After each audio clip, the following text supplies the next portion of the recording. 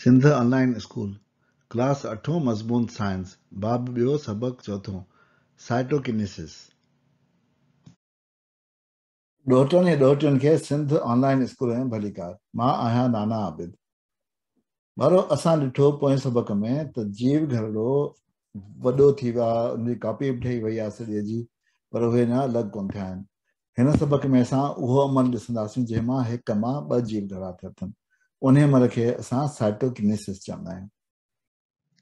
जीव घरड़े जे वर्ष जे पहिरें अमल इंटरफेस खां पोइ माइटोसिस थियो, जेको असां ॾिसी चुकासीं। असांखे ख़बर आहे त माइटोसिस जे नतीजे में असांखे हिकिड़ो अहिड़ो जीव घरड़ो मिलियो जंहिंमें 2 न्यूक्लियस आहिनि ऐं 2 कापियूं उन में आहिनि क्रोमोटिन्स जूं। इन अमल खां पोइ थिए छा थो, जेको अमल थो थिए उनखे साइटोकिनेसिस चवंदा आहियूं। इन साइटोकिनेसिस जे अमल में असां जेके क्रोमोटिन्स आहिनि उहे वधीक सन्हा थींदा था वञनि ऐं उन खां पोइ जेको आहे जीव घरड़े जो मेम्ब्रेन जेको आहे उहो नंढो थींदो थो वञे ऐं हिते असांजो ग्रूव ठही थो वञे। इन माइटोकॉन्ड्रिया मां था ठहनि, गोल्गी अपराटस था ठहनि, ईयर अपराटस था ठहनि ऐं अहिड़ी सूरत में उहे ॿई अलॻि थी जेको आहे ॿ जीव घड़ा असांखे मिली था वञनि। हिन अमल खे असां साइटोकिनेसिस चवंदा आहियूं।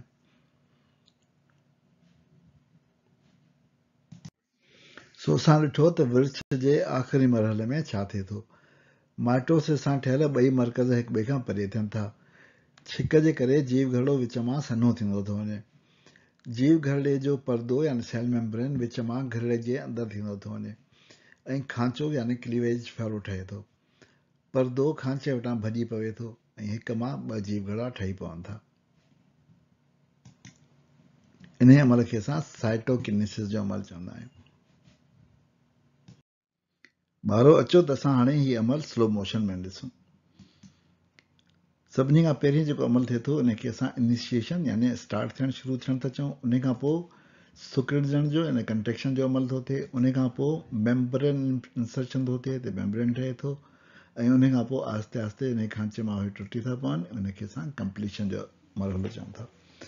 सो इनिशिएशन, कंट्रेक्शन, मेम्ब्रेन इंसर्शन ऐं कंप्लीशन, इहे 4 अमल दरअसल साइटोकिनेसिस जे अंदरि थियनि था।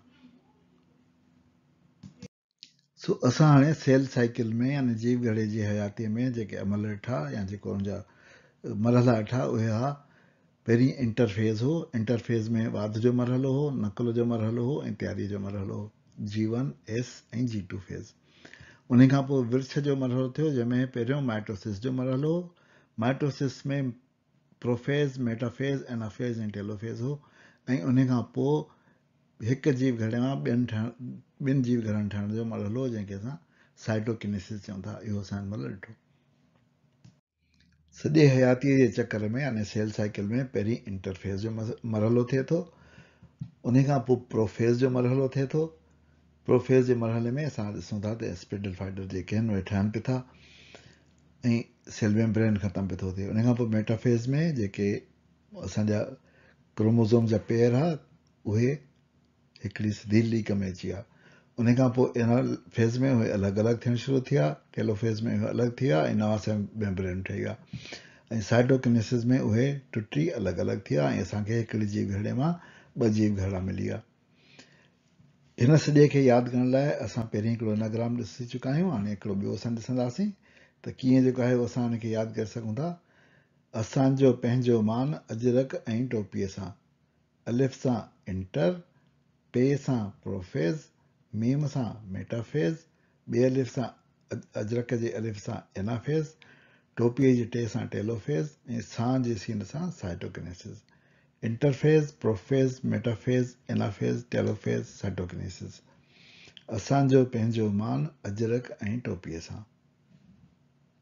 वारो अञा ते असां पंहिंजे अॼोके सबक जी पुॼाणी था कयूं। नाना आबिद खे इजाज़त ॾियो, वरी ॿिए सबक में मिलंदासीं।